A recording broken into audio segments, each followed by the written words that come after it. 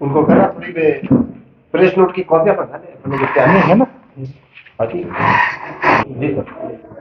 10 तारीख को सुबह 8:54 पर यहाँ के एक स्थानीय व्यापारी श्री इंद्र कुमार हिसारिया के व्यावसायिक प्रतिष्ठान आड़त की दुकान पर 3 हमलावरों ने फायरिंग की। उस फायरिंग के बाद तीनों हमलावर यहाँ से भाग निकले। पुलिस टीम ने मौका मुआयना किया और मौका मुआयना करने के बाद में पुलिस टीमों का गठन किया गया और 12 पुलिस टीमें टोटल गठित की गई। इन पुलिस टीमों ने जो संभावित टेक्निकल एविडेंस, मानवीय आसूचना जो संकलित हो सकती थी, उसका संकलन किया। पूरे शहर में सीसीटीवी कैमरों का अवलोकन किया। अभय कमांड सेंटर पर शहर के जितने भी कवरेज पॉइंट हैं सीसीटीवी कैमरे के, उनका विश्लेषण किया। उसके बाद हमें जो संभावित पोटेंशियल इनपुट मिला, उसके आधार पर एक सस्पेक्ट जाकिर हुसैन को बीकानेर में छतरगढ़ पुलिस की मदद से हमने कल शाम को दस्तयाब किया था। और दस्तयाब करके जब यहाँ ला करके उसको विस्तार से पूछताछ की गई तो उसने घटना को कबूला। उस घटना में उसकी मोटरसाइकिल कल दौरान नाकाबंदी थाना विजयनगर गंगानगर में चेकिंग के दौरान बिना नंबर प्लेट होने के कारण सीज हो गई।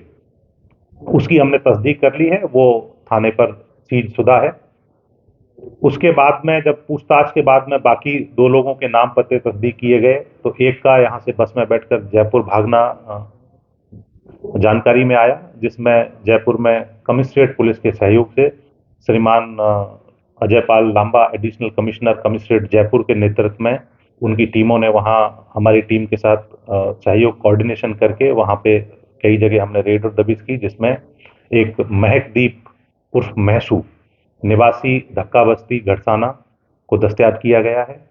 इसी के साथ एक जो यहाँ से मोटरसाइकिल पे बैठ के 2 लड़के जो निकले थे, जिनमें एक जाकिर जो स्वयं मोटरसाइकिल का ओनर भी है, जिसके नाम रजिस्टर्ड है मोटरसाइकिल, उसके साथ में एक युद्धवीर नाम का जो दूसरा लड़का था जो फायरिंग में इन्वॉल्व था, वो जब बैठ के यहाँ गए, रास्ते मोटरसाइकिल सीज हो गई तो वो आगे बस से गए और बस से जाने के बाद में जब इसको छतरगढ़ पुलिस ने वहाँ दस्तयाब किया, उसके बाद में वो वहाँ से मोटरसाइकिल लेके बीकानेर की तरफ निकल गया, जिस पर हमारे डीएसटी की टीम विशन सहाय के नेतृत्व में प्लस एक जंक्शन थाने की टीम दिलीप सिंह एसआई के नेतृत्व हमने यहाँ से रवाना की और बज्जू थाना, दंतौर थाना और रणजीतपुरा थाने से हमने विशेष रूप से मदद ली गई।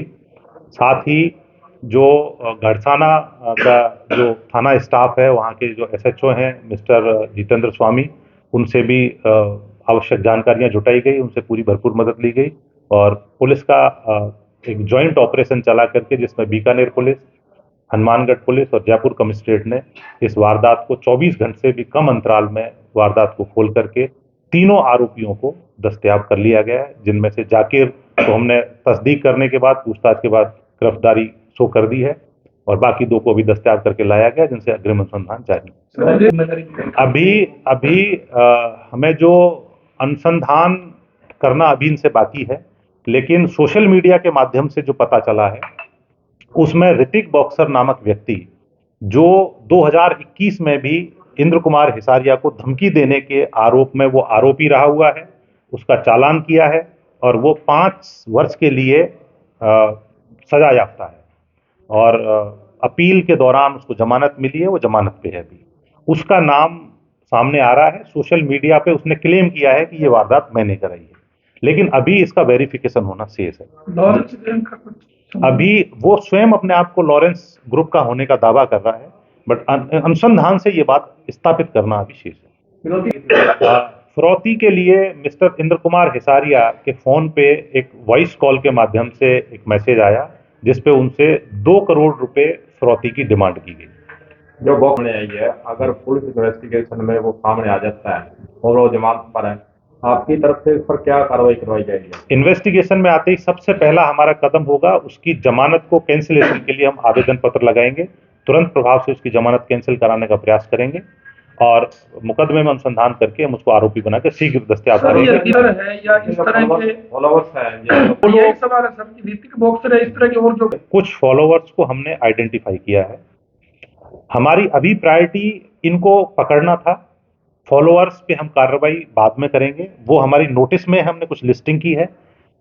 कमिश्नरेट पुलिस जयपुर ने चूंकि फॉलोअर्स की जो लिस्टिंग हुई है उनमें से कुछ लोगों को दस्तयाब करके पूछताछ भी की है। वो ऑलरेडी पुलिस उस लेवल पे काम कर रही है और हम भी इनके फॉलोअर्स को ला करके पूछताछ करेंगे उनसे। कुछ को हमने आइडेंटिफाई कर रखा है। जो लोग सीधे इनको शरण देने में इन्वॉल्व होंगे उनके खिलाफ हम नियमानुसार कार्रवाई करेंगे और उनको इस केस में बुक भी करेंगे। सर, इसमें जाकिर से सबसे पहले हमने घटना को, जैसी घटना घटी उसको पूरा पूछताछ में एस्टैब्लिश कराया ताकि ये कंफर्म हो जाए कि ये घटना इसके द्वारा ही की गई है। तो घटना का जो भी घटनाक्रम था उसको हमने रिक्रिएट यहाँ बैठ करके किया कि कैसे कैसे घटना घटी, मिनट टू मिनट घटना को के कड़ियों को जोड़ा। तो वो सब वेरीफाई हो गया कि ये इन्वॉल्व है, उसके बाद ही उसकी गिरफ्तारी को इतना ज्यादा मालूम नहीं है। जाकिर मोटरसाइकिल चालक था, उसकी मोटरसाइकिल इसमें यूज हुई है। वो मोटरसाइकिल चला रहा था, फायरिंग इन दोनों ने की है, युद्धवीर ने और महकदीप ने। ज्यादा जानकारी महकदीप के पास है क्योंकि युद्धवीर को भी महकदीप ही लेके आया था। अब इनको जब डिटेल इंटेरोगेशन करेंगे तो ये बात आगे निकल के आएगी कि क्या इनका आगे किसी गैंग से लिंक है क्या। इनका अभी रिकॉर्ड हमें प्राप्त नहीं हुआ है। महकदीप के खिलाफ 2 मुकदमे दर्ज हैं नई मंडी गढ़साना में, जिसमें एक मुकदमा 302 का है, एक मुकदमा 377 का है, जो अभी प्रारंभिक पूछताछ में जानकारी में आया, लेकिन अभी ये वेरीफाई करना चाहिए। सर इनका क्या, जाकिर से जहां तक पूछताछ हुई है उसको ज्यादा डिटेल मालूम नहीं है। ये सब मालूम जो डिटेल है वो महक और युद्धवीर, जो कि दोनों फायरिंग करने वाले यही थे, इनसे जब डिटेल पूछताछ होगी जब सामने आएगा।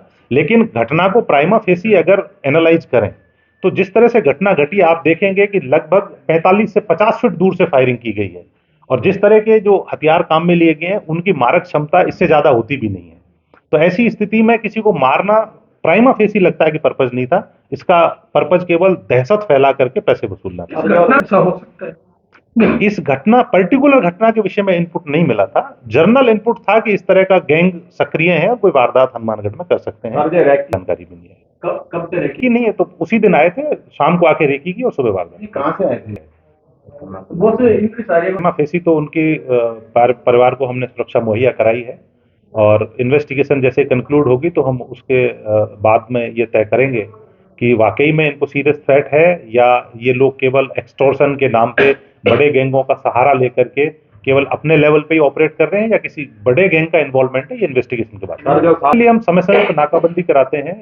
MB एक्ट के तहत भी रेगुलर हम चालान करते रहते हैं और जो बिना नंबरी मोटरसाइकिल है स्पेशली और जो लड़के मुंह बांध करके घूमते हैं उनके खिलाफ हम समय समय पे विशेष ड्राइव चलाते भी रहते हैं। यहाँ से निकलने के बाद में चूना फाटक तक साथ गए। उसके बाद में चूना फाटक पे इन्होंने महकदीप को बस में बिठा दिया। उसने कहा कि मुझे बस में बिठा दो, मैं जयपुर जाऊंगा, और ये दोनों मोटरसाइकिल लेकर के निकल गए। तब तक नाकाबंदी का वो हो चुका था। तो नाकाबंदी में ये विजयनगर में इनकी मोटरसाइकिल पकड़ी गई।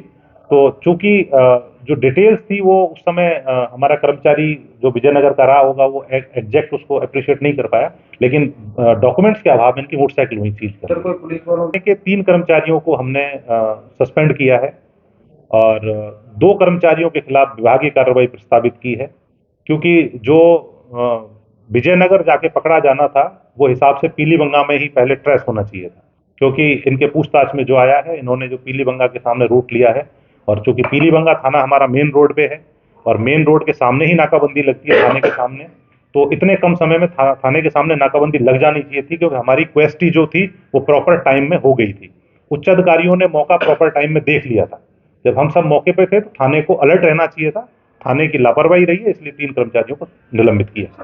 ASI है, एक धीर सिंह करके ड्राइवर है और एक कांस्टेबल है। नाम कुमार कांस्टेबल है और धीर सिंह एक ड्राइवर है और एक ASI का नाम मुझे भी ध्यान नहीं है।